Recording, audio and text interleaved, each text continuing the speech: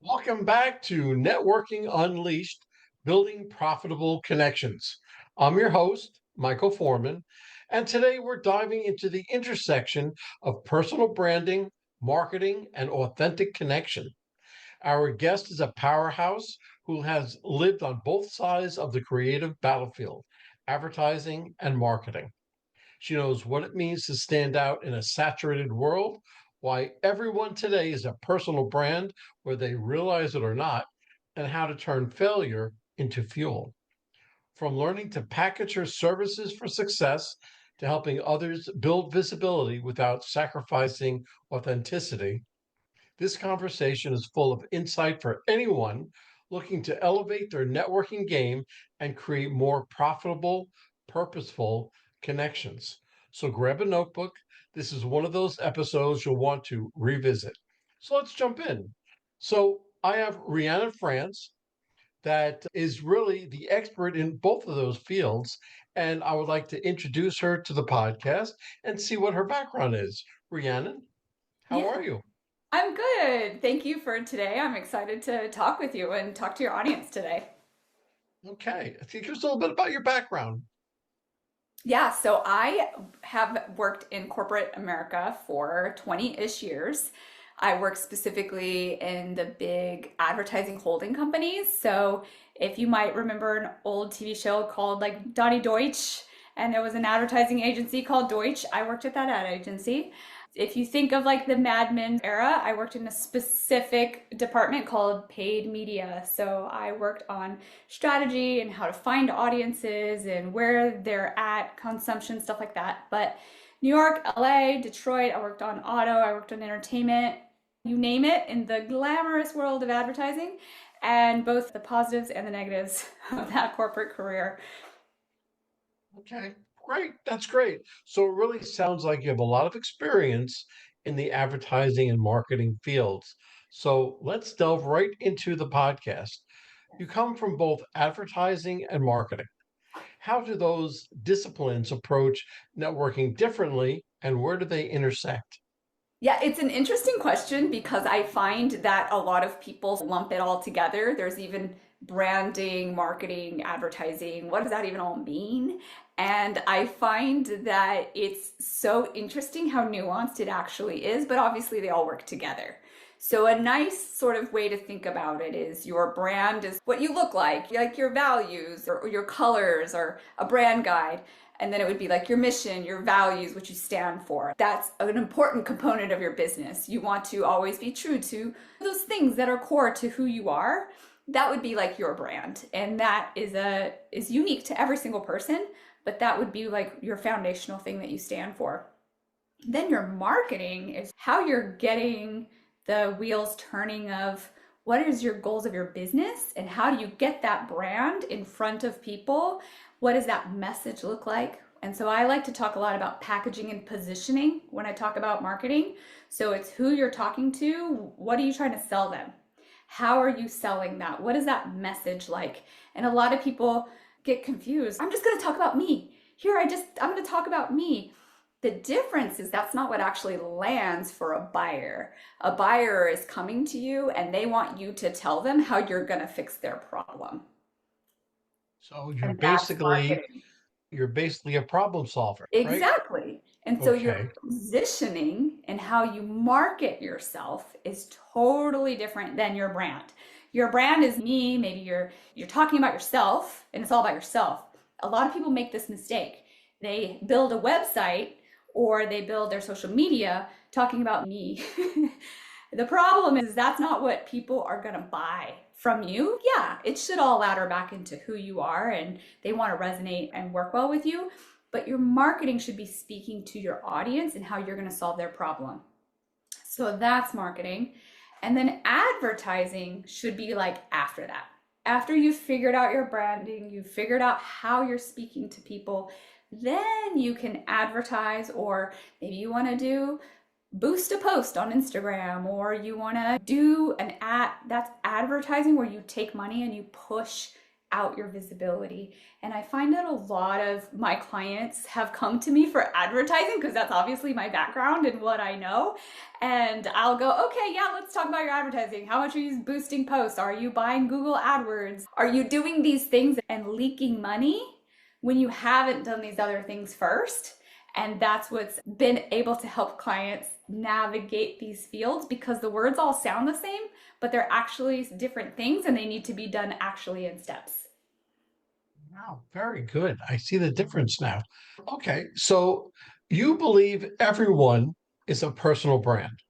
How does someone begin to define and position their intentionality? Yes, I am 100% of a component believer that everyone is a personal brand, and more so now, 2025. The latest stat that I heard said that about 23 to 24% of current US jobs have been replaced by ChatGPT. Okay, so nearly 24% of US jobs have currently been replaced by ChatGPT. That's a scary number, right? That's especially for those of us that are business owners, we are service providers, we're providing services to people, and these robots are taking our jobs, right? This is an age-old industrial complex, like age-old conversation, right? For the modern day where we sit right now, this is the opportunity. This is the time to switch and turn yourself into thinking differently, because we have platforms, we have free channels to be able to develop ourselves into a brand. So how many people have a Facebook? How many people have an Instagram? How many people have a LinkedIn? That is your personal brand, and it's something that you as a society probably have natively been doing for years anyway. But we just think of it as, oh, it's our friends and our family. It's just these couple core people. But really, if you want to think about how can it, Rhiannon, I don't know where to start. Start with your social media. I love Mel Robbins. Anybody like Mel Robbins fans, right? Love Mel Robbins. She has been quoted as saying, your social media is not for your friends and family, it's for your business.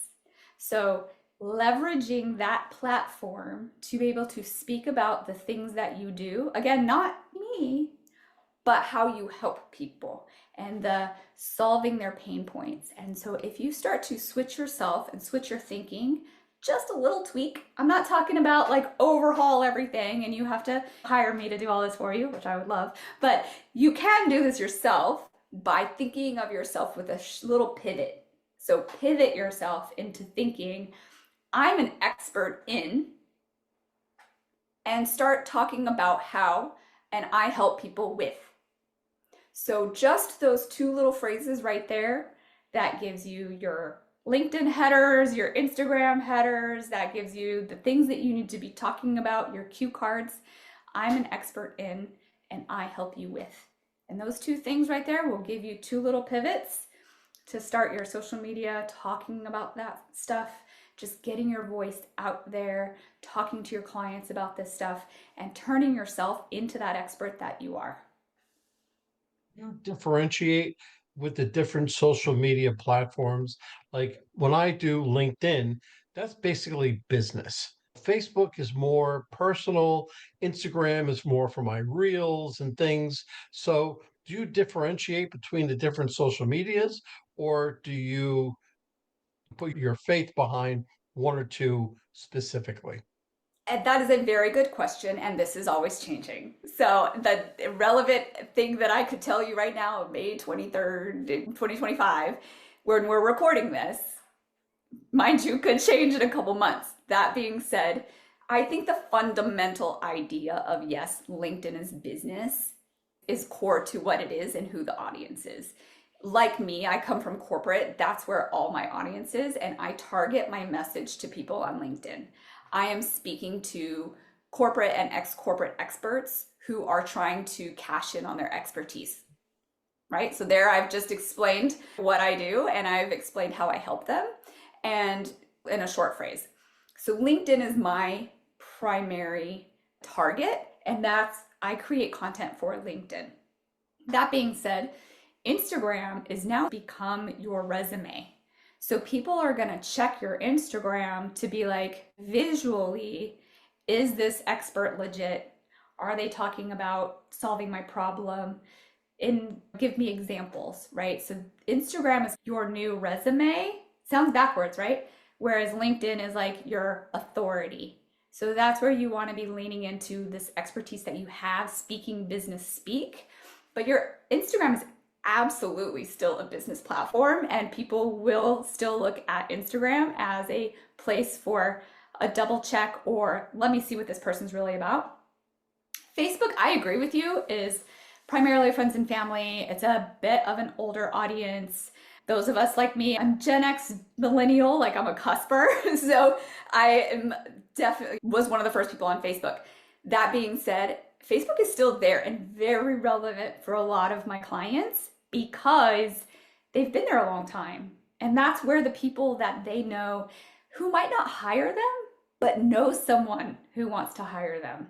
And that's that one piece that we forget sometimes because we think, I don't want to be salesy. I don't want to be like just talking about my business all the time. But it's not for those people. It's for the people that they know. So when they get in Whenever, their head, yeah, no, no, whenever I go across the country and I speak on stages and I go into corporations, I talk about networking, communication. I'm not talking to just those people, but I'm talking to their network of people. So you always have exactly. to keep that in mind. Okay, but in a noisy marketplace, how can professionals stand out authentically without feeling like they're selling themselves constantly? Yeah, I that is a hard one. And the first thing I would say is taking a look at your goals. What is the goal that you're trying to achieve? And if you need to be on social media because you think that will help validate your authority in the space in what you do, then spend your time there. However, if you are a local business, a lot of local businesses don't necessarily need to spend so much time on Instagram. They don't need to spend so much time on LinkedIn. They need to be spending their time like on Nextdoor and Yelp and Google Business. Is your Google Business page optimized? Are you the first one on there? Do you have reviews on there? Like Google Maps, right? That's where people are searching for what's near me. What are the 5-star ratings? So every single kind of industry, it's hard to answer that question, is where to like as a business, think about where your expertise is and what to lean into. It kind of goes back to your business goals. What are you trying to get foot in the door, or are you trying to get fit calls? So there's different like levers you can pull on your marketing. But I think fundamentally, if you just figure out those statements, the like, I'm an expert in and I help you with, and you start thinking in that way of what kind of things you talk about, whether that's a connection call, whether that's on your social media, that will help filter. And then exactly what we were just talking about, your audience might not be the person you're selling to, it's the people that they know. And that takes the pressure off. That's just, okay, now I can show up and I can say all these things because it's a human nature thing. It'll start to relieve some of that pressure. Okay, now in the same vein, Yeah. what mistakes do you see people make when they're trying to market themselves in a network setting? Oh, like a person to person Person to or, person. Person to person. You can do that. yeah, I think it's the I help people with part. Okay. If anyone's ever been to like a BNI meeting or you've been at, I mean, for me, I like to go to my local Chamber of Commerce meetings. I was a little like not sure what my little intro statement was. Like, what is your one sentence that you close this person because you're like, oh, I know exactly what you do, and I know some people that would fit that. Because I find that, especially in local business, Chamber of Commerce, BNI, things like that, they want to help you. People want to help you with whatever it is. That's why they're showing up to these events.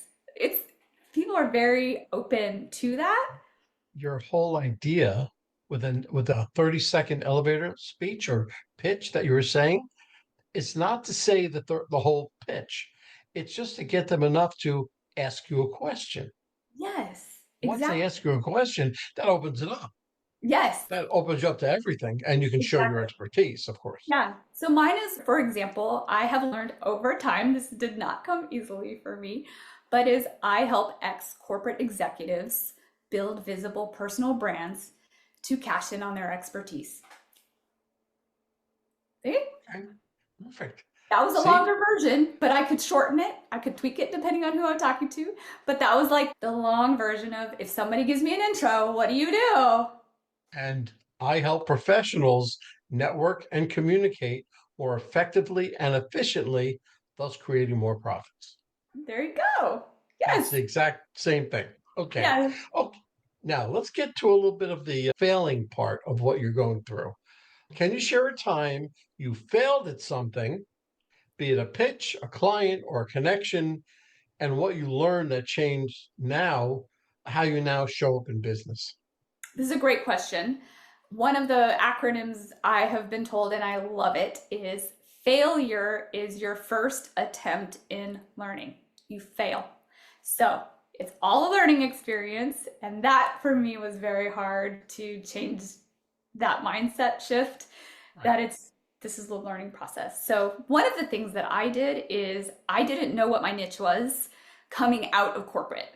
So coming out of corporate and deciding I'm going to start my own personal branding, I'm going to branding agency, I'm going to do marketing, I'm going to do advertising. Like I thought, oh, I know I can do all of it, but I didn't know what I liked. I didn't know what kind of clients I like to work with. I didn't know exactly how to do it. So my advice I tell everyone, just jump in, try it out, introduce yourself to people. I connected with people. I got intro to people. I gave people packages at cost. So I wasn't like I was making a lot out the gate, but like at cost, I was able to produce for my clients what they needed. That gave me the ability to fail and learn because they knew this is my first foray. I'm not making a profit at this. I'm giving you to this at cost, but I learned a ton. And I learned, for example, I don't work well with local businesses. I love you. I love a local business and I will support you, but I don't work well with local businesses. It's a different, for me, people who come from corporate, I come from corporate, we speak the same language. I don't know how to describe it. It just is.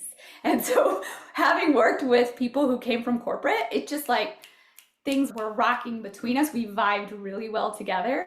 And it was only through that process that I failed in that experience. Now I still launched successful products for my local business clients and I love them dearly, but whew, that was an experience that I learned from. It was my first attempt in learning.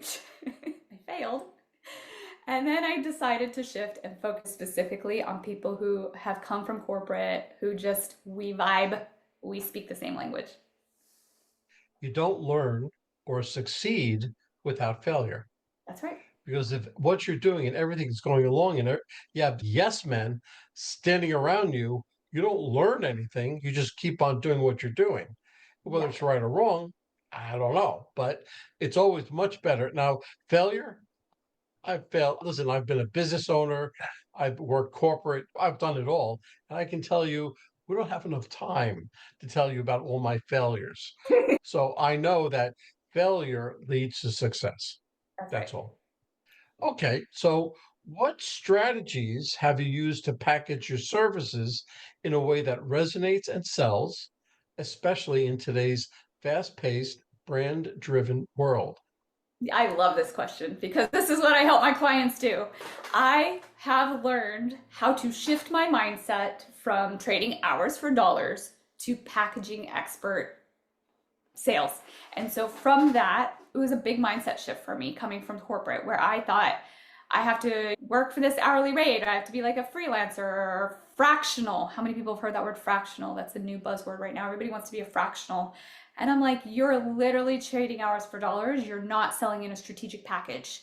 For me, learning how to package and price my services is, what is that intro offer? How am I getting somebody to take a small bite, get a big experience of understanding what I do, and then upselling them on my 3-tiered packages. All of that is completely clear on my website, RhiViveMarketing.com, fully transparent of what my pricing is. Now I could up my pricing, I can change my pricing. This is my pricing as it is right now, but it's visible. It like shows people, oh my gosh, this is the first step and this is the second step. It's very clear and it's easy to buy. And that's what I try to tell people all the time. Make it easy for people to buy from you because they understand what they're going to get and they understand how to buy from you. So put your pricing on your website. I have a lot of debate about that. I hear a lot of hemming and hawing about it, but let me tell you, the more clear you are about what it is that you're selling and how it can be purchased will make it easier for people to buy you. So that's my biggest advice. Great answer. Great answer. Okay, when you think about successful networking, what's more important, visibility or value? And how do you balance both? Ooh, that's a tough Ooh, one. I would go with value. Value is okay. definitely going to be the differentiator. It's like that word authenticity, like just be your authentic self, whatever that means. It's different for everyone, but if you can show your value and you can show what you can bring to people, that's going to break through that noise of visibility to be like, oh, I see what the value is. So again, if you're speaking to their pain point and you're offering a solution with value, that's gonna break through and connect faster. I agree wholeheartedly. I absolutely agree. Value must come first. Your visibility, that's your website, that's your advertising, that's everything will come afterwards, but you have to show value and you have to be authentic when That's you're right. showing your value. So all of that will come. And so, yes, I agree with you 100%. How has your network influenced the way you've grown and positioned your business over time? I like this question. I have a communications background. I got my master's degree in communication, so I love networks and the power of communication and the theory of networks. So I have always believed in making sure that I always connect with people from the beginning. And so I have built, for example, my LinkedIn connections over the 20 years and have always been very authentic and reconnecting. So making sure that my network is, I don't know, maybe respected. Maybe they feel like I'm genuine and that those connections to me are valuable to me. So showing up to networking events, being a part of the ad clubs that I have here in LA, being a part of a community of advertisers in New York and LA, it's definitely been a component of who I am and believing that at some point, if I need to pull a lever and ask a friend for an intro to something, like that is a genuine relationship where I feel that, of course they would. Of course. Like if I ask for help, then they're like, oh my God, how can I help you? The hard part has been for me when somebody asks me, how can I help you? I don't know how to answer. That has been a big challenge for me and a big shift in my mindset going from corporate to being a business owner because in corporate, I knew the answer. I worked for 20 years. I knew exactly where I wanted to go, how I wanted to get there, I knew. But over here, when shifting to being a business owner and the mindset shifts that I've had to take, it has been challenging to figure out what do I need help with? I don't know. And so that I would say has been the hardest part of leveraging this network because of not knowing what to ask for or even when asked for help, what do I even need? So I can empathize with those out there that are going, I have this network, what do I do? The answer that I have found, so just to give an answer to that question as well, is asking who I might be able to help. And so somebody asks you, how can I help you?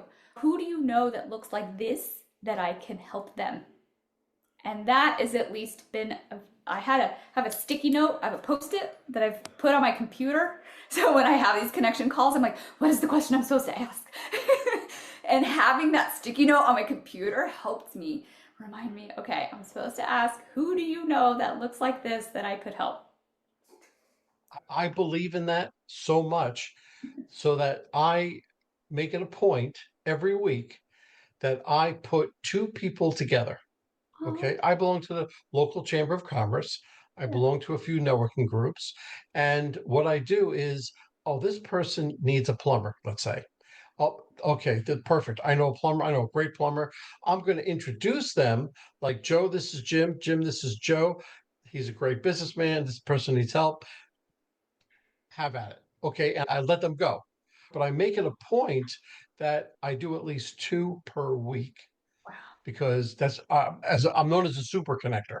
Yeah, you Okay, are. okay, but that's what I do because I feel because networking as a whole, okay, you have to go into it with what's called a servant's heart. Give, not receive. So you once you give Zig Ziglar, everybody talks about this, and they if you give enough, then it will come back around to you, and you will receive afterwards. But if you go to a networking event or meet with somebody one on one, what can you do for that person? How can you make that person more successful? Yeah, So that's the mindset that I go in with. I love that. Okay, what's one piece of advice you give to somebody who's starting to build a network with the goal of turning it into a business opportunity? I feel like you just answered that question. I think I did. I think I did. But give me your best shot. Yeah, I think first of all, if I'm thinking about building the way that I building a network for marketing purposes, so for potential future business, is through giving away a freebie. So on my website, I have a corporate cash out blueprint and it's RhiVive Marketing backslash cash out. I'm sure it'll be in the show notes and it's come to my website. It's on the first button on the website. It's a way to give people something of value in return for their email, right? It's a value exchange. That has built my email list to then be able to continue giving value about the things that I do. So when I send an email, I always make sure there's some story in it. I make sure I really spend the time, I come up with a story, some example, some giving value of something authentic and true to me and an experience that I had. I've how many times been on so many email lists that are just a sale, like 5 days of sale things that they're trying to sell. Like that's not going to continue to get your open rates and it's going to get people to unsubscribe. So I send 2 emails a week. One email is the like a newer story, something of interest, and then I probably have a call to action. I have a live event coming up in June, come join my workshop. And then, but it's not hit you over the head, right? It has to have value because again, I'm building this network. So I've given you something of value to get onto my email list. You get something of value in my stories. And then the second one is my evergreen content. You're in my wheelhouse. This is what's going on. So that's like the bare minimum of an email. Like, again, there's a whole marketing strategy for email. However, building your email list, making it valuable to people and feeling connected to the network that you have through your emails is going to be super important to building whatever business. Let's say somebody only has 500 people on their email list. What email list would you suggest that they start with? That Oh, I mean, that to send an email out.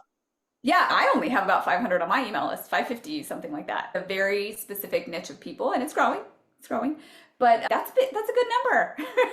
If you have 500 people and you need, how many clients do you need to get to? Don't be, look, if you have 20 people on your email list, I am all about that. Just start talking about it. In fact, 20 people is less of a fear than 500, than 1,000. So Right. 20 people feels, oh, nobody could open this email and I'm fine. I was joking the other day on a call about how for me, my blog was like, oh, I can write whatever on my blog website because who's gonna see that?